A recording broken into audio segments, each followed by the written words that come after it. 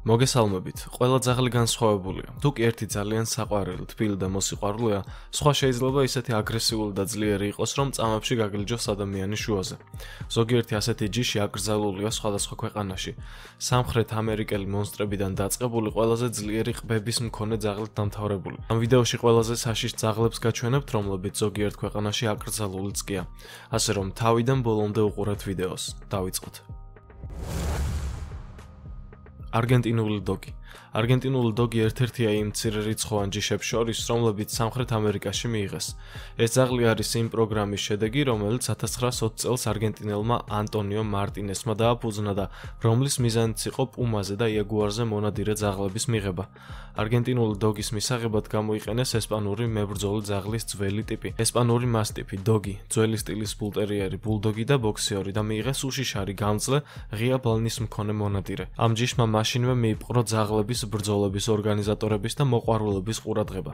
ძაღლების ბრძოლები ჯერ კიდევ პოპულარულია სამხრეთ ამერიკის ზოგიერთ ქვეყანაში. ეს თეთრი მასტიფი პატარაობიდანვე უნდა ცხოვრობდეს სხვა ცხოველებთან ერთად. ძაღლისგან მორჩილობის მისაღებად ის ადრიდანვე უნდა გაიწვრთნას. ასევე მას ჭირდება დიდი ფიზიკური დატვირთვაც. არგენტინული დოგი ვერ ეგუება ქალაქის პირობებში ცხოვრებას. ძნელად ეგუება სხვა ძაღლებს და ბავშვებს და ვერ იტანს სიცივეს. გასაწვრთნელადაც საკმაოდ რთულია. აქვს საკმაოდ ვიწრო მკერდი. მასიური თავის ქალა და ძალიან ძლიერი ყბები. ბალანი მოკლეა, მბზინავი და გლუვი, ყოველთვის თეთრი ფერის. მხოლოდ ერთი შეხედვაც კი საკმარისია იმისთვის, რომ მიხვდე თუ როგორ ძლიერ ძაღლთან გაქვს საქმე. ფილა ბრაზილეირო. ეს ძლიერი მასტიფი ორი ადგილობრივი ბრაზილიური ჯიშის ერთ-ერთი წარმომადგენელია. ის მიიღეს ესპანური და პორტუგალიური მასტიფების და ბლადჰაუნდების შეჯვარებით, დაკარგული შინაური ცხოველების მოსაძებნად და სანადიროდ. ფილა ბრაზილეირო ძლიერი შთამბეჭდავი გარეგნობის მქონე ძაღლია და პატრონის მიმართ ერთგულებით გამოირჩევა. თუმცა ზოგიერთ შემთხვევაში უცხო ადამიანს ეჭვის თვალით უყურებს. ბლადჰაუნდებთან მას აერთიანებს გრძელი დრუნჩი. დანაოჭებული კანი და მეძებრის შესანიშნავი თვისებები. როდესაც ფილა ბრაზილეირო ნადირს მიაგნებს, თავს არ ესხმის, არამედ მონადირეს ელოდება. ამ შესანიშნავმა თვისებამ ძალიან გაზარდა ფილა ბრაზილეიროს პოპულარობა ბრაზილიაში მონობის დროს, იმიტომ რომ მათ შეეძლოთ პატრონიდან გაქცეული მონის დაუზიანებლად დაბრუნება. ფილა ბრაზილეიროს გარეგნობამ და მისმა მუშა თვისებებმა განაპირობა მისი გავრცელება ჩრდილოეთ ამერიკასა და ევროპაში. თუმცა ზოგიერთ ქვეყანაში ეს ჯიში აკრძალულია პოტენციური აგრესიულობის გამო. ფილა ბრაზილეიროს აქვს ძლიერი, სწორი ზურგი, ძალიან სქელი კისერი. ბალანი მოკლეა, ხშირი, გლუვი და რბილი. შეიძლება მრავალნაირი შეფერილობის იყოს, ძნელად ეგუება ქალაქის პირობებს და ბავშვებს. კარგად იტანს სიცივეს და სიცხეს. ძალიან კარგი მოდარაჯეა. ამერიკული სტაფორდშირის ტერიერი, იგივე ამსტაფი. ამერიკული ძაღლის ჯიში. აქვს ძალიან დიდი ფართო სახე, მრგვალი და ფართო თვალები, მოკლე ბეწვი. კუდი ტანის ზომებთან შედარებით ძალიან მოკლე აქვს. სიცოცხლის ხანგრძლივობა დაახლოებით 12 წელს აღწევს. ძაღლი შეუდარებელი მებრძოლია. მას სხვა ძაღლებიც კი ერიდებიან, რადგან კარგად იციან თუ ვისთან აქვთ საქმე. ეს ათლეტური აღნაგობის და გონების ჯიშის ძაღლები ძალიან კარგად აკმაყოფილებენ სპორტული შეჯიბრებების მოთხოვნებს.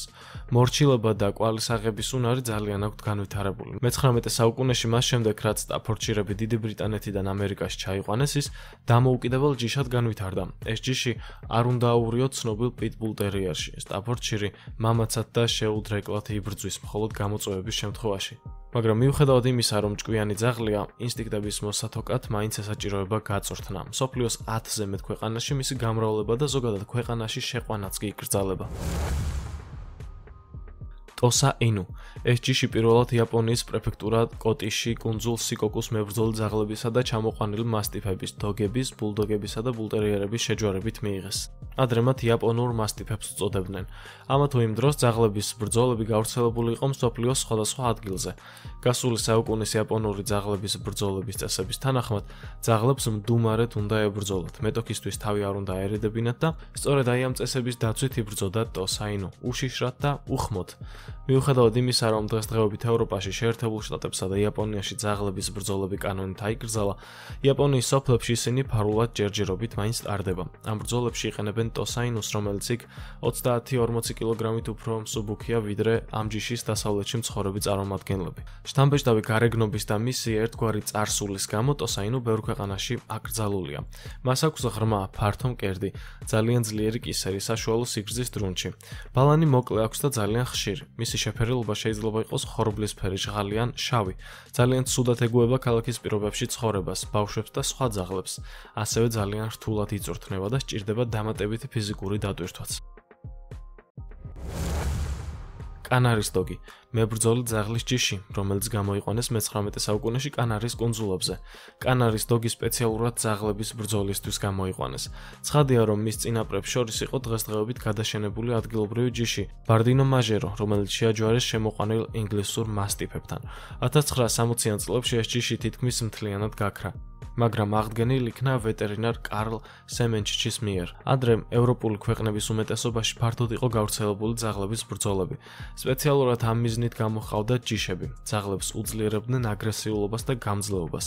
ზოგიერთ ქვეყანაში, მაგალითად ირლანდიაში, ძაღლების ბრძოლები იმართებოდა ღია ცის ქვეშ. მაგრამ უფრო ხშირად, როგორც ეს კანარის კუნძულებზე იყო მიღებული, ბრძოლები ტარდებოდა რინგებსა და არენებზე. კანარის დოგი ტიპიური მებრძოლი ძაღლია. მას აქვს სქელი კანი, მაგარი ძვლები, დაკუნთული სხეული, მასიური თავი და განსაკუთრებით ძლიერი ყბები. ძნელად იწვრთნება და ბალანს განსაკუთრებული მოვლა არ სჭირდება. ის კარგად ეგუება ქალაქის პირობებში ცხოვრებას და სიცხეს. კანარის დოგი მსოფლიოს რამდენიმე ქვეყანაში დღესაც კი აკრძალულია მისი წარსულისა და აგრესიულობის გამო.